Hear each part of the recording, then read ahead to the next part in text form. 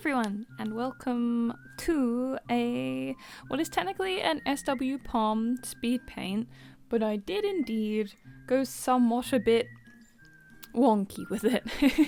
We still fit the theme. I'll explain what happens as we go along. Okay, so the theme for, or the prompt for this, what is it? The SWPOM prompt for this month, for September, is Earth, Wind and Fire.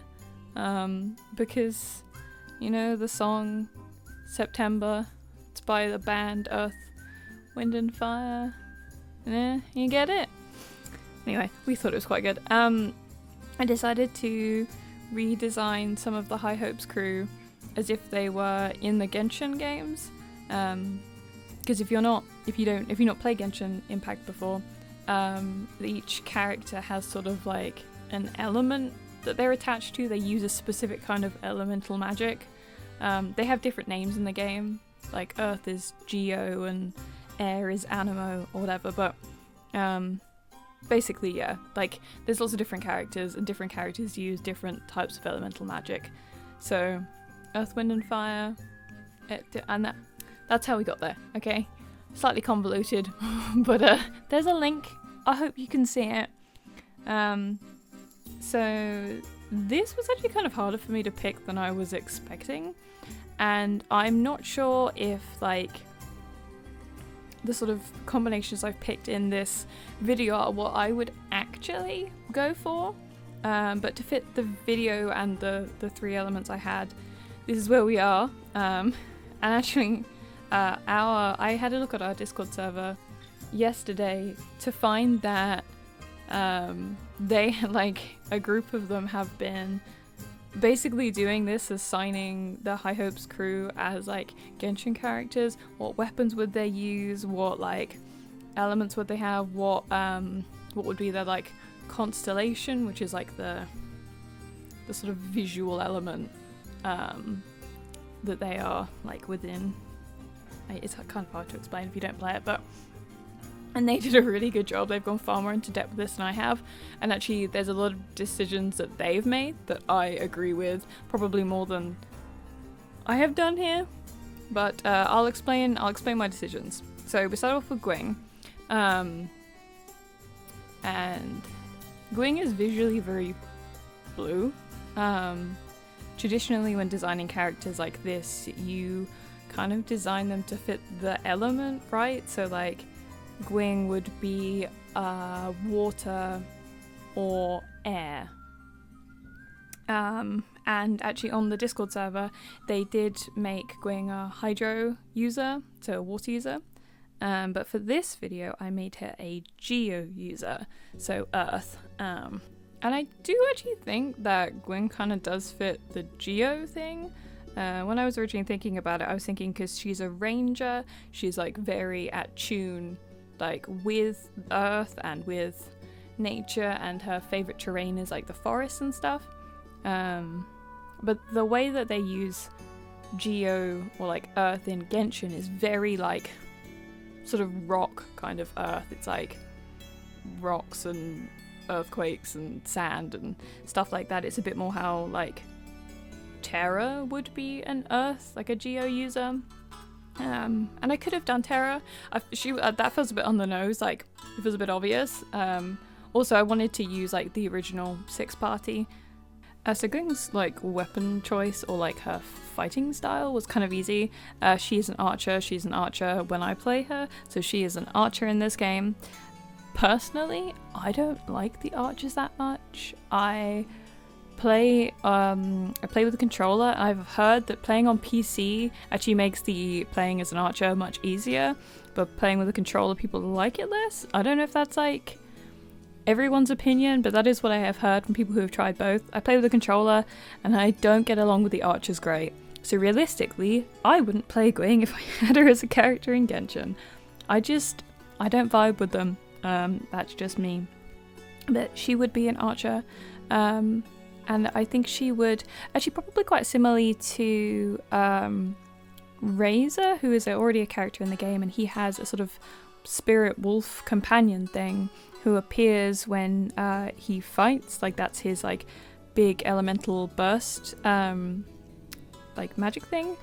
I think she would have something similar, but with Nala the panther, some sort of spirit panther that appears that's like her elemental burst magic. And because she's a Geo user, it would probably be a sort of shield,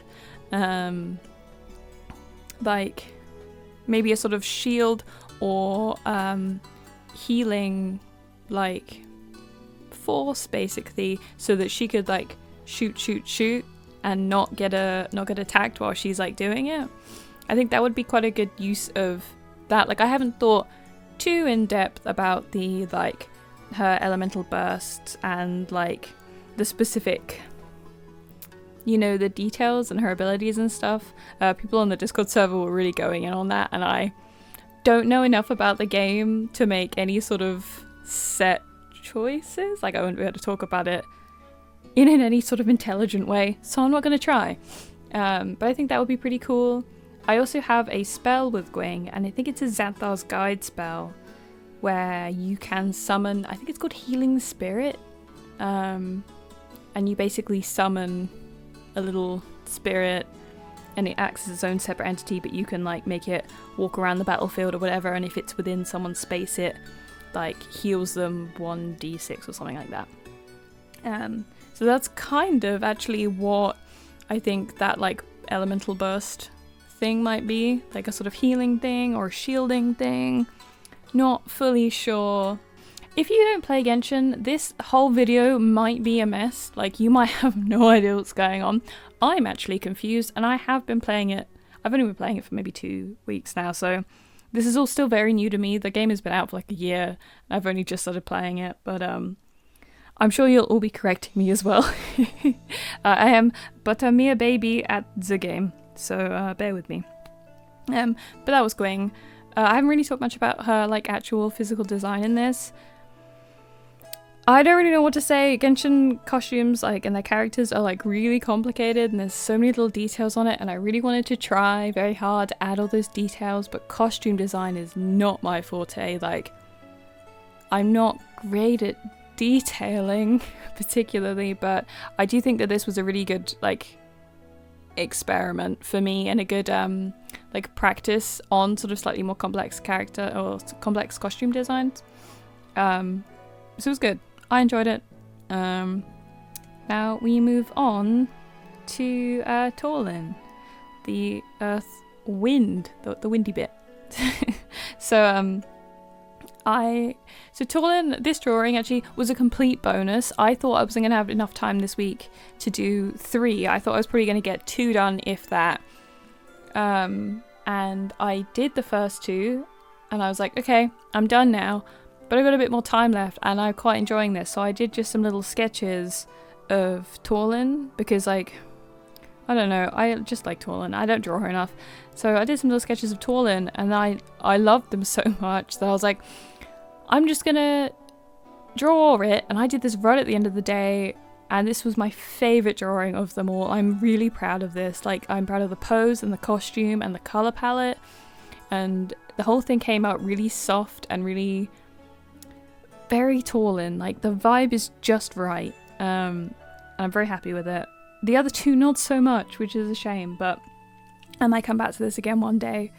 So Torlin is an Anemo user, an air user. That is something I saw throughout the Discord as well, that everyone agreed that Torlin would be an air user.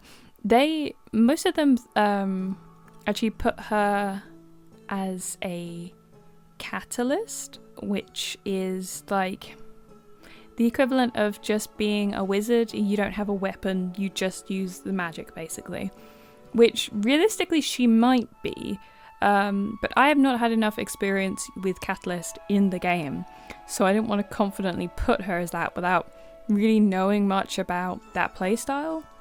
There are a couple of things I could have done with Torlin, because she could have been a Catalyst user, she could have been magic, because Torlin is a bard, so she doesn't actually fight with weapons. But there is a couple of sort of bard style characters in the game that are archers, Venti, and I can't remember her name, but she's fiery and she has a guitar. I believe that they are both archers, So she could have been an archer, because that seems to be how they make a bard a fighting character. They give him a bow. That didn't feel quite right. So I instead gave her a sword, because I have played the game with Jazz, and one of Jazz's favourite spells is Cloud of Daggers, to which Torlin casts it by just screaming stabby, stabby, stabby. And I was like, well, we'll just give her loads of tiny knives, right? The sword users are my favourite, I think. And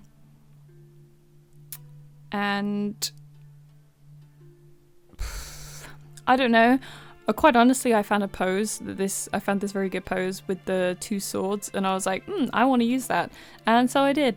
And so it kind of made her a sword user. But I do think that actually, having played the game with Jazz, that kind of makes a little bit of sense.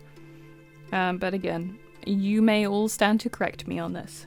So Torlin's design is actually, like, the actual visual design in her costume is the most different at what she actually wears. And I was trying really hard to actually lean in to the Genshin style, in which a lot of the women don't wear many clothes. Don't love it. I mean, some of them do. And when they do, they're like skin tight trousers, right? But of all of the characters I've done today, I think Torlin would be the most likely to have a sort of fun, playful dress to go, like, to really push that into the sort of cutesy style. Torlin would also definitely be one of the, like, the short characters, like the ones that kind of look like kids. I really hope they're not kids, but like one of the little squishy ones, you know what I mean if you've played the game. Little squishy children. She would definitely be that size. And looking at those, like, I looked at all the designs of the little ones, and most of them have got that kind of, like, it really plays into the sort of kidsy thing, where they, like, have big skirts, or, like, the silhouette is really wide, or big puffy shorts, or something like that, to make them look smaller. And I thought of all the characters I've got here, Torlin actually kind of fits the best for that, to be able to have it a bit more playful and fun. So I gave her a big sort of pinafore kind of dress, skirty thing, with what I was hoping to try and make like a petticoat. I have no idea how you draw a petticoat. And you can see sort of underneath it, so I was like, it was a bit much for me. This was quite right at the end of the day. I was like, I'm not going to try and draw a petticoat, but I gave her some little frillies. And then the little, like, undershorts, so that she doesn't, show her butt the whole time. But I really like this design. It is actually kind of more simple compared to the others, but it feels more effective. The big puffy arm sleeve things is actually sort of something that Torlin has. She has her shoulders out, but then she's got like an armband and a glove, like a big thick glove, which kind of played really well into this. I gave her a little like musical pattern at the bottom of her dress, some sort of little tie-up ballet shoes. I really exaggerated her hair and the bow, and I just made everything bigger. That's kind of how the character design in Genshin works. Big, poofy, there's lots of flowy material. That's what we went with here. I struggled with her, like, constellation. But I decided in the end to probably just keep it as, like, a lute, because looking at those two bard characters in the game, Venti's constellation is like a harp, and the other one's is a guitar. So they do actually, like, their instrument is their constellation. So I thought I'll just keep it as a lute. It keeps it like canon, basically. Because I wasn't really sure, like, a lot of the other ones have animals, and I don't know what animal I would make her. So we kept it simple. That's Torlin. I don't know. I don't have much to say about any of these characters other than, like, I just drew them.